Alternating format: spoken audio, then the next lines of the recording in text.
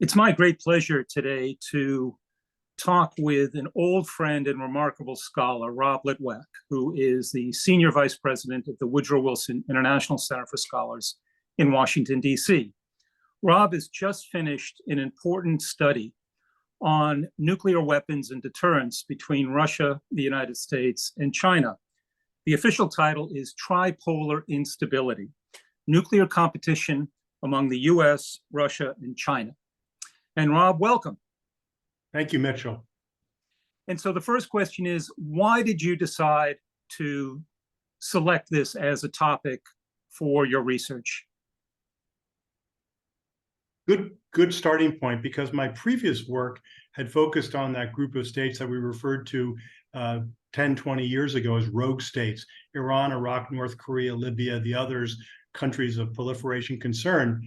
And my previous research focus on them arose in the post-Cold War era, when the judgment based on the reality of our relationship with Russia and China was that the possibility, the prospects for a great power conflict were low. And the primary security challenge were these so-called rogue states. We'll recall in the 90s, Saddam Hussein was under sanctions. North Korea was developing capabilities. Libya and Iran were persistent problems. So my focus during that earlier period was on where the policy focus was on this category of states, which didn't pose a systemic threat, but were primary U.S. foreign policy concerns. You worked on them when you were in government. From, I would say, 2008 onwards, there was a deterioration in relations with these other great powers, Russia and China. In 2008, you had the Russian move into Georgia, a border incursion. China, under President Xi Jinping, has been actively modernizing across the board, its economy, as well as its military capabilities. So over the last decade, there's been both a deterioration in relations with Russia and China. With Russia, the 2014 invasion of Crimea was a key turning point. And with China, as its capabilities, both nuclear and conventional, have ramped up, President Xi Jinping has viewed this as an occasion, as the Marxists would say, the correlation of forces changes, to try to revisit the Taiwan question. And one sees now, according to the Secretary of State Tony Blinken, that China now views the favorable resolution of the Taiwan issue as an urgent priority, something that Xi Jinping wants to do during his tenure as China's supreme leader. That's the overall context. The immediate that's the macro context. The more specific impetus for this study was the emergence of China as a peer nuclear competitor to the United States. It is ramping up its numbers of strategic nuclear weapons and their delivery vehicles. There's been in the public domain commercial satellite imagery of Western China, where they're digging holes, which are clearly silos. They're ramping up. And China, and we can discuss this, has deviated from its previous stance of minimum deterrence, a small arsenal, to building up, and is on a trajectory to achieve parity with the United States. So it's the occasion of parity, the rise of the 2P problem, as it's called, two peer competitors, that China has now joined Russia as a peer nuclear competitor with the United States. That was the immediate occasion for this study, but the macro context was this longer-term deterioration in relations, and how our foreign policy agenda has shifted from focusing in the earlier era on the so-called rogue states, the Iran, Iraq, North Korea, Libya, to back to basics, so to speak, major great power competition, and the prospect of the potential there of a conflict. So thanks, Rob. I really want to talk about what's happening currently, but before I do that, one of the hallmarks of all your research, your books and your articles, your public speaking, has been looking at history and the insights that history can provide to contemporary problems. I'm wondering, is there any historical precedent for this tripolar instability challenge that you've identified? Well, it's interesting that political scientists debate about whether bipolar or multipolar systems are more stable. There's a rich literature about that. I mean, in World War I, there was a war was generated in a multi-power situation. In the Cold War period, where there was superpower bipolarity, analysts spoke about that as being a kind of a more stable system. Interestingly, and one looks to other disciplines, in astrophysics, bipolar systems, two stars kind of in relation to each other are stable. But if you bring into that a third body, it becomes chaotically unstable. So people are wondering, kind of reaching for metaphors and analogies and wondering, well, is this going to be like astrophysics? But I think there's even more to parse here, Mitchell, on the question of bipolarity and emergent tripolarity. Is it truly tripolar in the sense, I mean, I've gone with that as my title. Is the United States involved in a truly tripolar system, or is it essentially two bipolar relationships that the United States have with China and Russia, respectively? We've known and have seen in practice a triangular diplomatic relationship between the United States, Russia, China.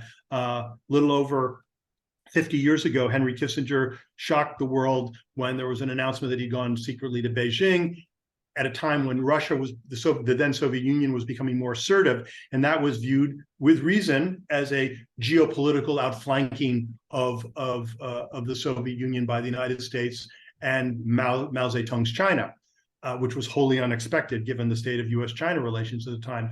One could fast forward to February of 2022 when Xi Jinping and Vladimir Putin met and created a kind of a friendship treaty on steroids, talking about how they had a mutuality of interests. I mean, implicitly, directed against the United States. They were doing, in effect, a kind of reverse Kissinger, flipping the polarity of the triangular diplomatic relationship. But it remains to be seen whether this triangular relationship will develop into true tripolarity, nuclear tripolarity, where Russia and China would be cooperating on nuclear issues. There's been some evidence of that. In 2018, Russia transferred early warning systems to China. Russia has provided China with some fissile material for its civil nuclear program. So there is some nuclear cooperation there. Whether it would extend all the way to coordinated nuclear doctrines and operational plans, I suspect that's a bridge too far, certainly for the Chinese, who, in the current context with Ukraine, has shown reticence. And they've seen the potential liabilities of the relationship. We can explore that. But I think the open question, and it is open, is whether the United States has to think of this as a tripolar relationship, or is it really kind of two parallel bipolar relationships? And we can talk, if you wish, about what were the elements of bipolarity that created stability during the Cold War. There's a lot. You asked for historical precedents. I think the stabilization of the U.S.-Soviet bipolar relationship in the latter phase of the Cold War is a potential model there for how to manage the emergent bipolar relationship with China. Of course, during the early years of the Cold War, there were a number of crises that really rose to the almost existential, with the Cuban Missile Crisis, of course, being the most famous. In your manuscript, you talk about stability, both arms control stability and crisis stability, and together forming strategic stability. And I was wondering if you could kind of unpack those ideas a little bit for us and walk us through where you see some of the hurdles or the fault lines as we go forward with this new tripolar world. Certainly. And let me, as a reference, flesh out the historical precedents that kind of bear on the contemporary situation. During the Cold War, and I have the documentation, the citations in the study, once the Soviet Union in 1954 had developed a hydrogen bomb, in addition to its possession of an atomic bomb, the famous British strategist Sir Basil Liddell Hart posited that this balance of terror between the United States and the Soviet Union would essentially freeze conflict in the central area, would make the cost of conflict prohibitive because of the escalatory potential, and that it would deflect competition to peripheral areas like Vietnam or Nicaragua or Afghanistan. There was another RAND analyst, Albert Wallstetter, who raised the question, hang on, is the central strategic balance itself so stable? And he focused in the late 50s on the threat that the emergent Soviet ICBM capability posed to the American nuclear deterrent, which was largely based upon long-range bombers and the vulnerability of bomber bases to a Soviet first strike, so to speak. These factors came together during the Cuban Missile Crisis, where the crux of the instability of the Cuban Missile Crisis was that it was a highly unstable situation in which both sides during a crisis saw that they might have an advantage in going first and early in a crisis to disarm their adversary. What happened in the wake of the Cuban Missile Crisis, in which became a basis for stability, a foundation for stability, was that both sides, both the United States and the Soviet Union, deployed second strike, survivable nuclear forces that removed the incentive for a first strike during a crisis. And this assured retaliation capability, based on bluntly mutual vulnerability, and it was a vulnerability the United States has never been comfortable with, because throughout our history, we've been invulnerable. We've had weak neighbors to the north and south, fish to the east and west, as a colleague of mine puts it. We're not used to psychologically dealing with vulnerability. We had to deal with it during the Cold War period. It was psychologically awkward for the United States, but it was stable fundamentally, assured retaliation, remove that incentive to go first or earlier in a crisis, and also provided a basis for strategic arms control talks and an ability to constrain capabilities and cap them at a certain level. The core argument in my new study is that we're recasting those old Cold War dangers. First, the competition now between the United States and Russia and China, it's not over peripheral stakes. It's not a Nicaragua or an Afghanistan or Vietnam, which were clearly of peripheral interest to the great powers. It's core interest. It's their vital interests. It's Ukraine in Europe, which is the key to the future of European security, and Taiwan in Northeast Asia, which is a vital concern to China, clearly, and also the President of the United States has said that the United States would come to the defense of Taiwan, which was a departure from the longstanding policy of strategic ambiguity about what the United States would do. And indeed, the White House, on the 4 occasions, I believe the president kind of upped the U.S. security guarantee to Taiwan, carefully kind of walked that back. So but the point remains that the United States views Taiwan as an extremely important interest. It's not a peripheral interest. So that's the first recasting of dangers, that the stakes are now vital, not peripheral. The second danger that's being recast is the strategic stability based on mutual vulnerability and the removal of an incentive on either side to go first or early in a crisis. I think, and we can get into this, the issue raised by China, it is the numbers, okay? They matter, as Stalin famously put it. Quantity can become a quality of its own, all right? But I think it's the ramping up of Chinese numerical, the capabilities in numerical terms, in tandem with the new escalatory pathways that great power competition has now been extended into cyberspace and outer space. And once the concern is that China or Russia may, in a crisis, see that it could initiate or take a first step, which China or Russia might not view as escalatory because it doesn't involve the loss of life, by degrading U.S. satellites or the ability of the United States to communicate with its strategic nuclear assets. It could, these are non-kinetic, as they would say in the Pentagon. China and Russia may not view them as escalatory, but they're highly escalatory potentially. And in addition, the arms control architecture from the Cold War period has been largely eroded and dismantled.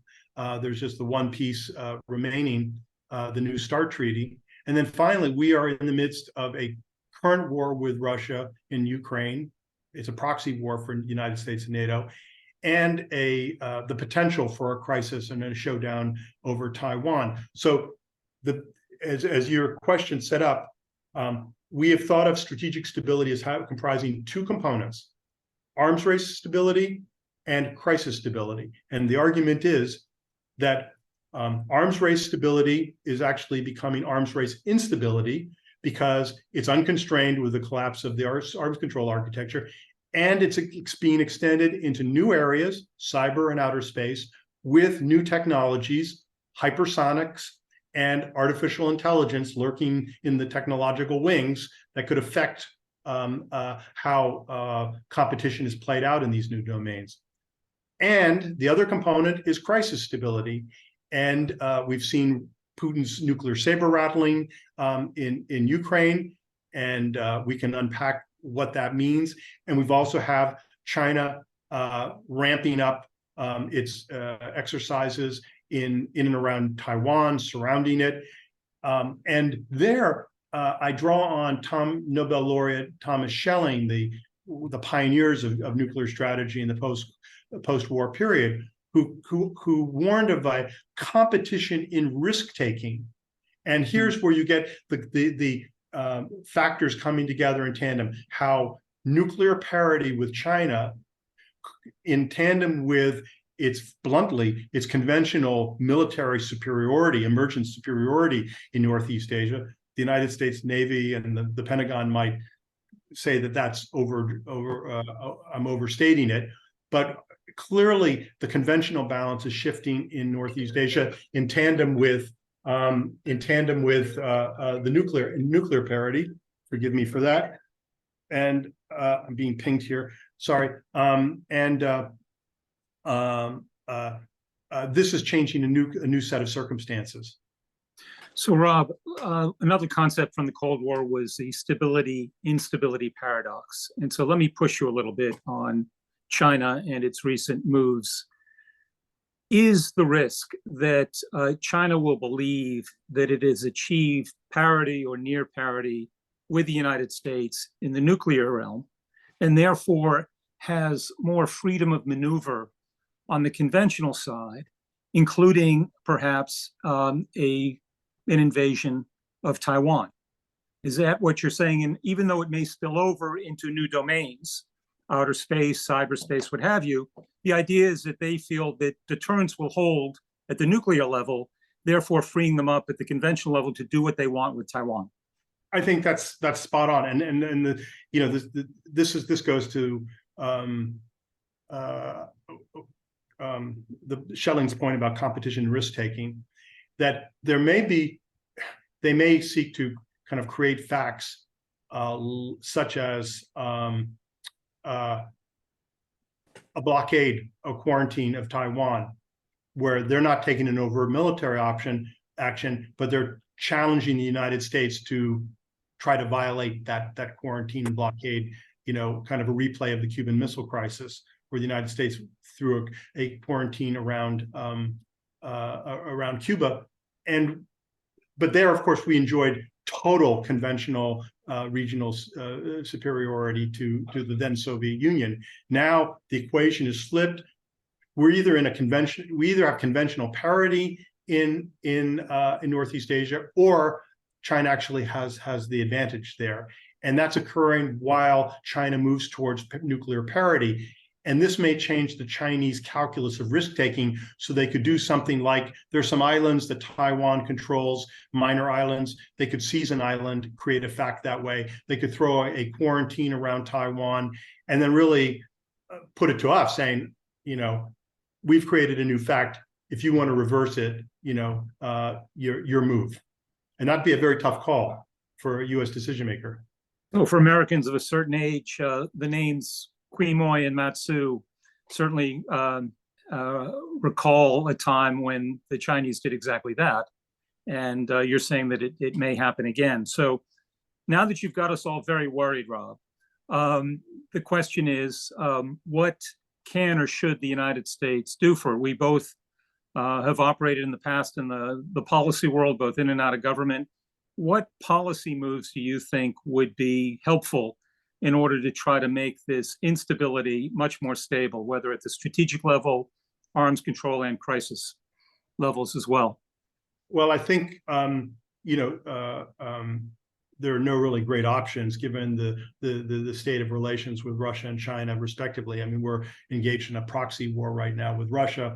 And although Secretaries Blinken and Yellen have just visited and trying to resume a dialogue with China, the relationship is really at a nadir point.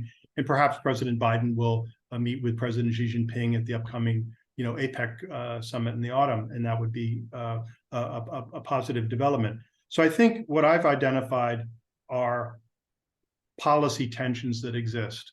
Okay, and I distinguish being a student of the late Alexander George, his gem of a book, Bridging the Gap. I think my role as an analyst, I've worked in government, but I'm not in government now. Our role outside is to lay out analytically what are the options out there, but then it's up to, and some are aspirational, some are operational, some may be very difficult to achieve. But then it's up to political figures to see kind of what's within the realm of the possible. The United States has proposed strategic stability talks with China of the kind we had during the Cold War with the then Soviet Union. There are impediments to that. The Chinese have rebuffed efforts to start strategic stability talks. And China has argued that it shouldn't be party to arms control treaties because it's numerically been inferior to the United States and Russia, and it should be allowed to build up to parity unimpeded. Interestingly, the basis, and I've learned this from my colleague Robert Daly, who runs our Kissinger Institute, great expert on China. We should go into it with our eyes wide open, recognizing that we are not on the same page with China, that our historical reference points, the Cuban Missile Crisis, 1914, don't mean anything to them. All right? And the Chinese term for deterrence includes both what we thought of traditional deterrence, like if you do that, then I'll do this, but it also includes a term that Schelling coined of compellence. There's a coercive aspect to their understanding of deterrence. Interesting kind of for us, we need to take that on board as we think about how do we deter China, that their concept of deterrence differs from our own. And that's why strategic stability talks to kind of flesh this out would be very useful. But we're not there. So what can be done in the here and now? I think it's what I've identified are a series of policy tensions that cannot be resolved, but they can be managed. But they cannot even be managed without a modicum of effort by the other great powers to participate. And what I point to are here and now things that I think are attainable and would be areas of focus. The first would be to prevent maintain whatever arms control architecture is there. The New START Treaty constrains the United States and Russia to 1,550 deliverable strategic nuclear weapons. That is due to expire in 2026.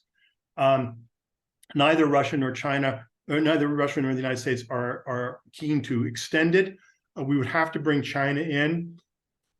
Some dismiss the possibility of China's interest in this, but if they could, as kind of old school, utilitarian, states will participate in arms control agreements when they feel it's in their interest. If China can lock us into 1,550 rather than some much higher number, they may see an interest in doing that and capping and capping constraints.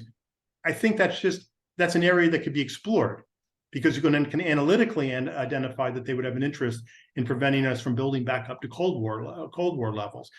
But preserve what we can of the arms control architecture, and then to reinforce deterrence in both of its iterations. The first is deterrence by punishment, and we've seen that, most evidently. Putin threatened nuclear use in Ukraine. The National Security Advisor, Jake Sullivan, and President Biden have put down deterrent markers. Basically, don't even think about it, that the United States is not going to slice the salami, as Sullivan, metaphorically put it, and that a small nuclear use would be as Rubicon crossing as a large-scale use, and has just threatened severe consequences. There's been a lot of speculation about what the United States would do. But that's an example of deterrence by punishment. It's ominous and unspecified, but the Russians would need to take that into account. The other form of deterrence is deterrence by denial, and a way by which deterrence is reinforced by hardening your capabilities in a way that makes it less attractive for an adversary to attempt to compromise. So we could harden our satellites, harden our infrastructure against malware.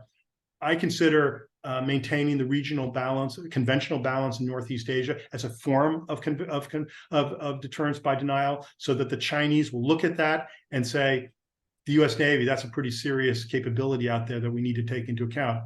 Again, my colleague, Robert Daly, had a wonderful formulation on Taiwan, where he said, we're not going to change China's long-term objectives. They're all in on reclaiming Taiwan. But what the United States can do through its policies is change the calculus, the Chinese calculus of decision, so they'll conclude in Beijing, yeah, this is our long-term objective, but not this year. We're not going to do it this year. And if we can buy time that way, that buys time. But the deterrence would be another capability. I think we also have to be careful about mitigating the risks of unmanaged competition. And here, the advent of hypersonics, which the Chinese and Russians have tested in both nuclear and conventional modes, so that if a hypersonic system is coming across very quickly on US radar, the question in US command is that nuclear or is that conventional? This commingling of nuclear and conventional capabilities, they should be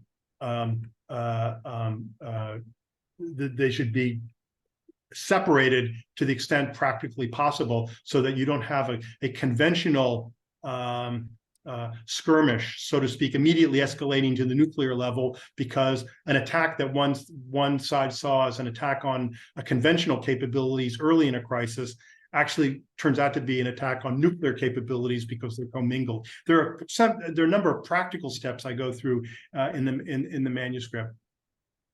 So, Rob, a comment, and then I want to push you a little bit further with a question. The comment is, it took the United States and the Soviet Union almost a decade after the Cuban Missile Crisis, a seminal event in our history, in order to reach an arms control agreement. So this is something that takes a lot of time, and this was, decades after the Cold War had begun.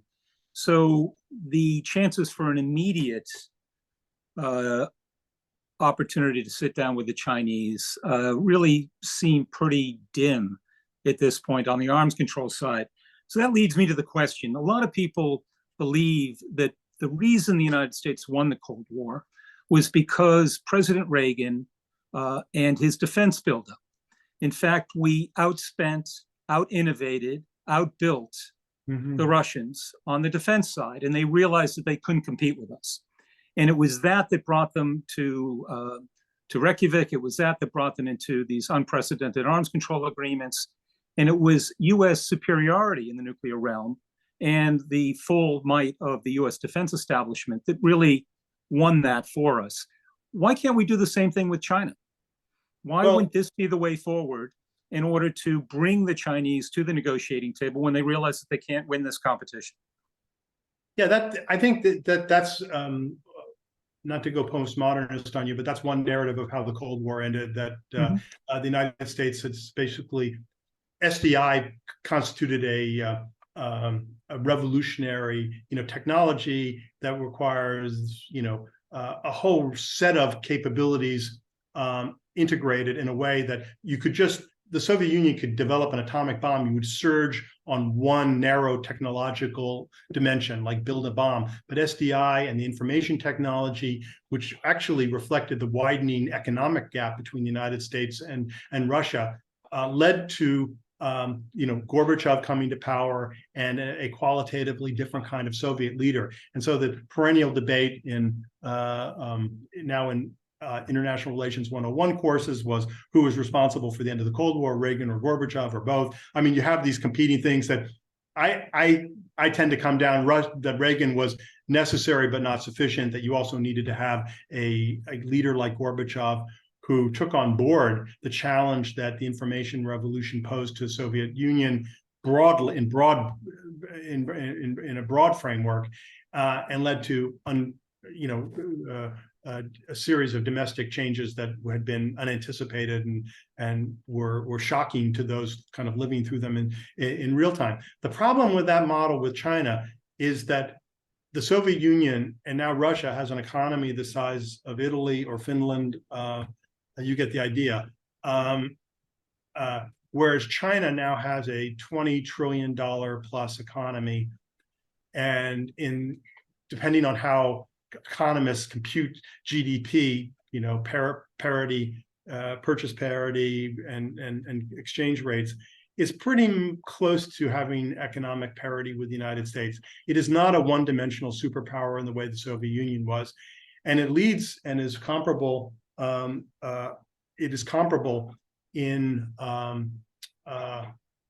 number of technological realms, like for example, they say the largest supercomputer in the world is now in China, and then it goes back and forth between our national laboratories and China on who has the fastest supercomputer. So I don't think that model of outspending them is going to work. I think we'll have to kind of rely on basics and resuming some kind of dialogue with the United States. In the macro terms, we see the Indo-Pacific initiative of the Biden administration, is a reflection of that, as the Chinese view that as us trying to contain them. In the United States, we view that as sort of a rational reaction to China's assertive nationalism and assertions of sovereignty over waters in East and South China Seas, islands, etc., and threatening neighbors like Philippines all the way down to Vietnam. But in their own narrative, the Chinese view themselves sort of as victims historically and contemporaneously. One thing I've wondered, and it's a question for debate, is there's evidence the Chinese were concerned. One motivation for them building up to parity was concern that some American analysts, not in government, but outside, writing in journals of which we're familiar, were saying, hey, it's great that the Chinese have a minimum deterrent. Let's take it out in a first strike during a crisis. And I guess they read journals like International Security in Beijing, and it's an opaque system. One doesn't know. Xi Jinping might have concluded a great power, contemporary great power, just has to have nuclear parity. We're building up. It could be that they thought that the United States, that small numbers created a vulnerability for them and an incentive for the United States to try to take it out, so to speak, early in a crisis. Anyway, they're building up to parity.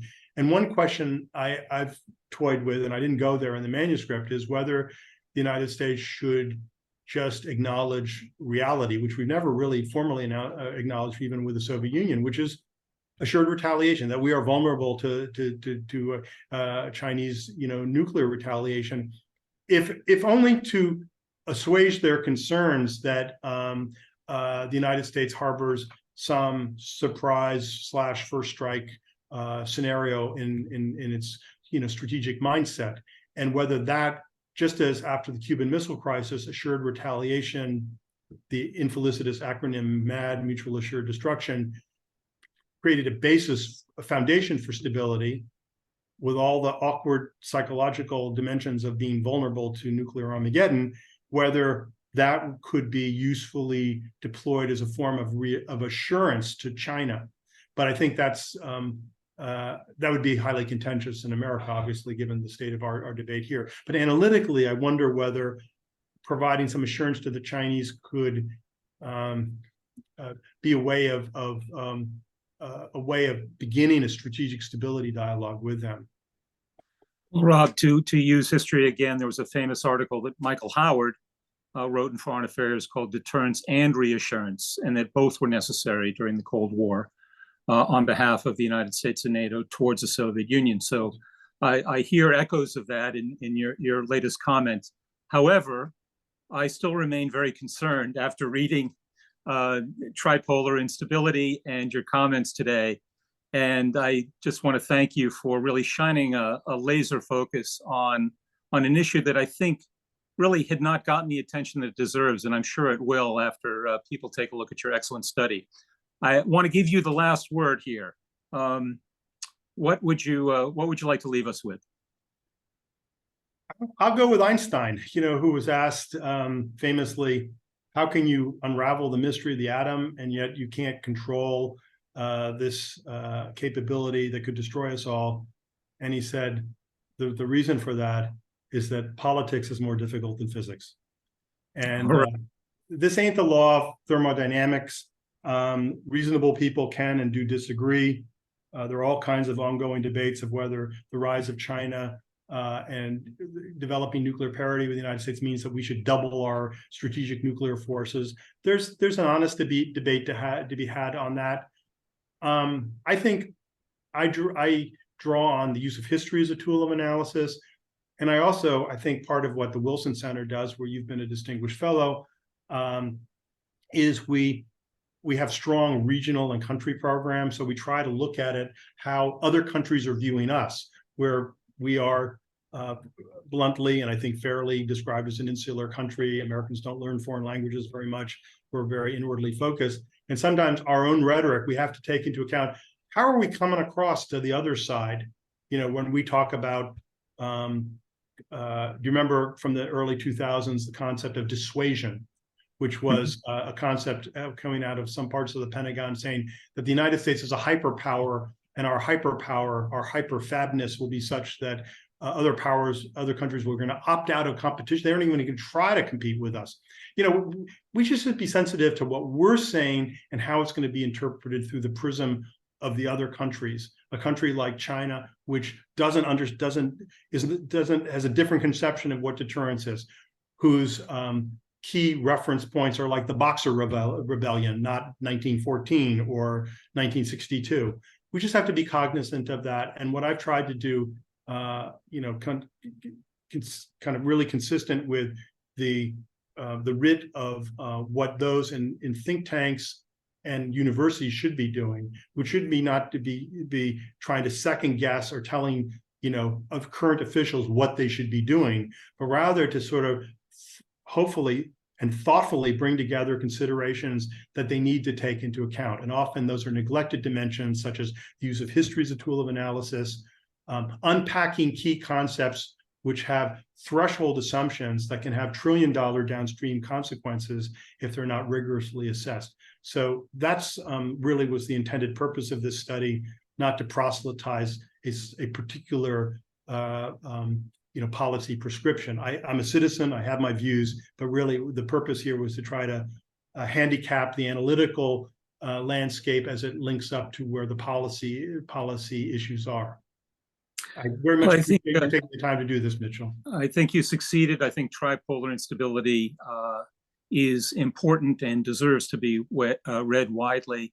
I also think it's appropriate that we end on a note of humility, which is often needed in international relations. So, Rob, thank you very much for giving us some of your time today, and look forward to reading more. Anything you write about is worth reading. Thank you very much, Mitchell. You're the best. Thank you.